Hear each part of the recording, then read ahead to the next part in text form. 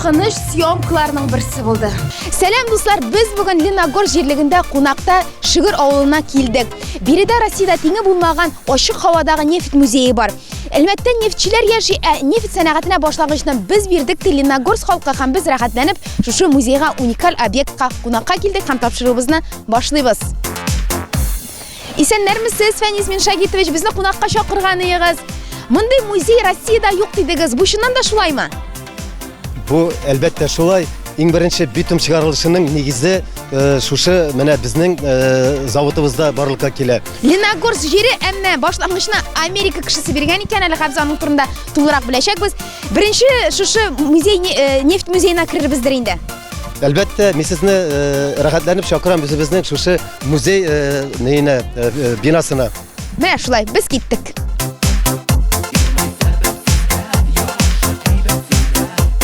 Biz инде хәзер нефт музейының ишенә үттек. Фәнис Миншагитович, бу нинди зал була, монда ниндидер кешеләр дә басып тора әле?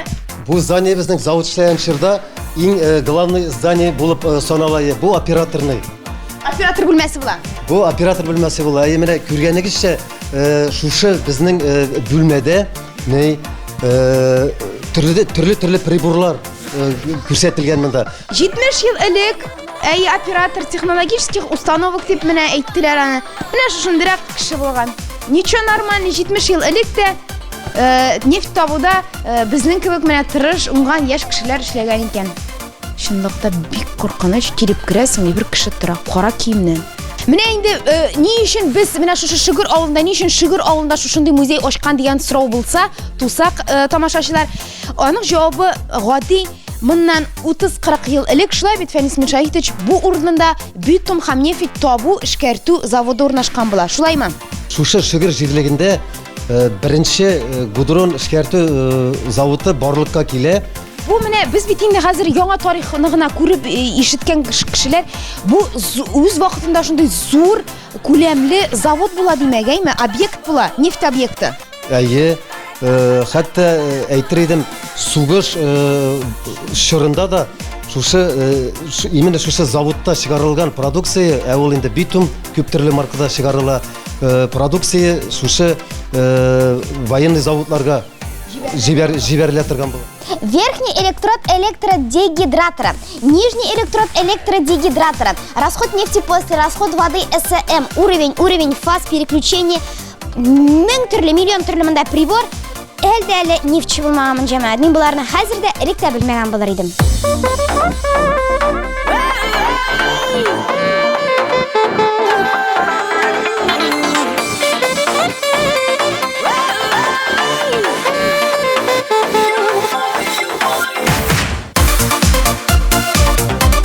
Фәнис Миншагитович, менә бу макет нәрсәне күздә тотып ясалды? Гомумән монда нинди күренеш тасвирлана?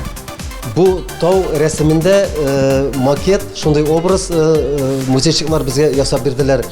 Бу күрсәтелә, менә шушы безнең якларга иң беренче килеп чыккан Америкадан килгән галим, геолог Ласло Шандер вакытын чорын күрсәтелгән.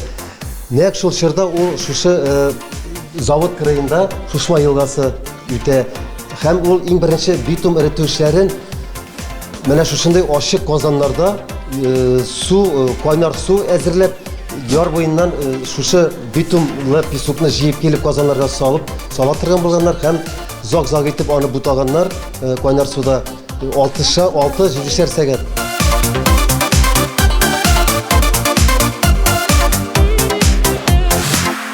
Баядан бирле бит инде Ласло Шандер дип сөйләйбез.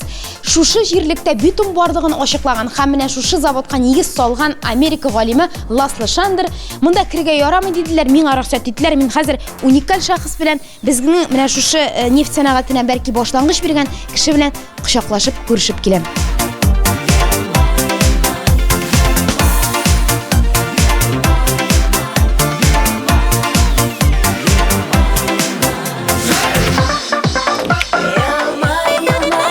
Җәмәгать, бу музейны мин уникальный дип әйткән идем, һәм монда нинди генә экспонатлар юк. Мәсәлән, бу 300 мең ел элек барлыкка килгән, агачтан барлыкка килгән таш.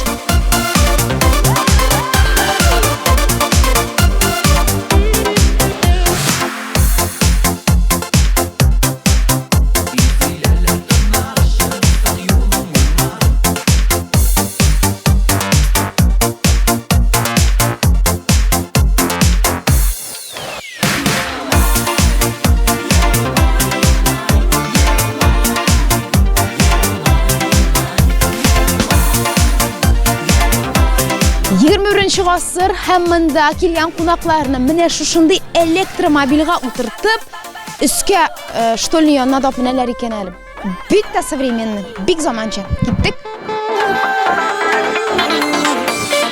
Безнең шушы элекеге нефть чыгартып чыгара торган заводның территориясы барлыгы 15 гектарга якын тәшкил итә. Һәм шушы территорияда төрле җирендә, төрле краенда бик күп аппаратлар, төрле оборудованиелар тора, нефть чыгарту һәм әзерләү аппаратлары. 3 ай эчендә менә шушындай зур музейны төзиләр, торгызалар.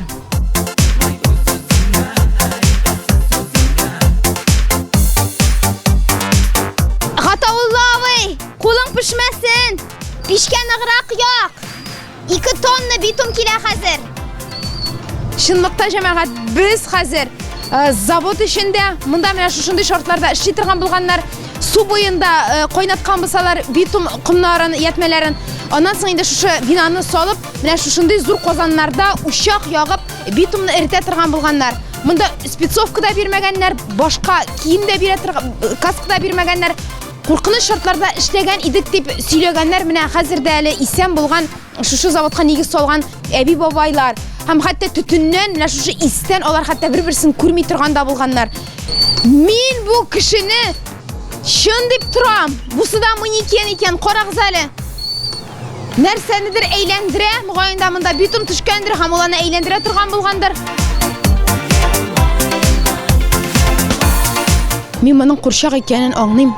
Әмма якын килергә дә куркыныч. Белмим, ниндидер шум биләп алам.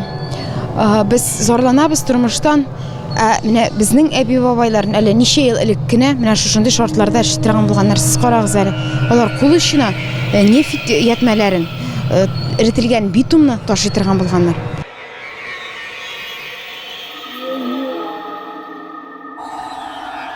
Монда шул дәрәҗәдә барда куркыныч, чын барлык иттереп ясалган.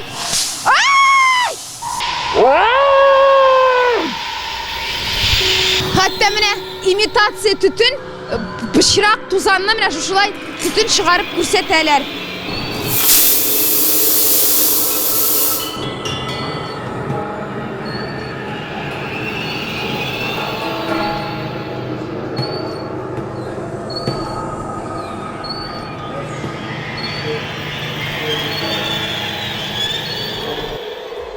Фәнис Мешагитович, менә заводның эчендә шушындай инсталляция булдыргансыз, барда чын барлыкка якын, шулай бит. Ничек менә шушындай эффектив бит инде русча әйткәндә, шушындай нәрсәләрне оештыра алдыгыз. Шушындай кичкенә генә ташландык бина эчендә. Безнең Шөгер авылында 97 яшендә әби, бүген сөккәндә дә исән сау яшәп ята. Яшь чагында, кыз чагында, аңа ул вакытта 18 яшь була. Ул шушында эшләгән, именно менә шушы бина эчендә эшләгән, битум кайнату эшләрендә инде катнашкан. Ул әбине менә беренче тапкыр без алып килдек. Шушы здание эчендә әбинең хәтере бик әйбәт һәм бермә-бер әби кайсы нинди шушы битум кайната торган котеллар кайсы нинди урында торган, барысын да күрсәтте һәм сөйләде. Әлбәттә, бер тапшыруда гына бу кадәрле зур музей турында сөйләп бетереп булмады, шуңа күрә киләсе тапшыруда да без биредә Шөгердә очрашырбыз. Сау булыгыз. Күзләр ачык, йокы туйган как будто. Тамак тук как будто, эшлисе килә как будто, все как будто. Башлыйбызмы? Верхний электрод электродегидратора. Ильшат, реально страшнымы? Монда төтеннәр бармы, Ильшат?